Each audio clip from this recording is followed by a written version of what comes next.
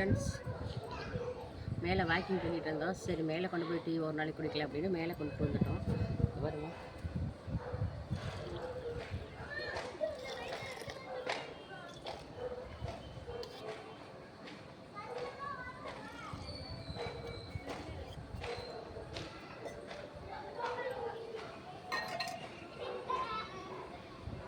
கிட்ட வாங்க.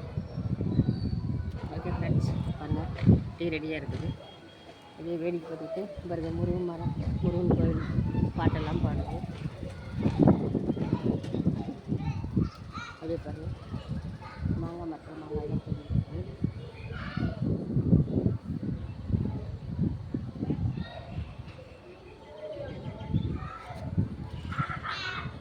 Okay friends, வாங்க டீ குடிக்கலாம்.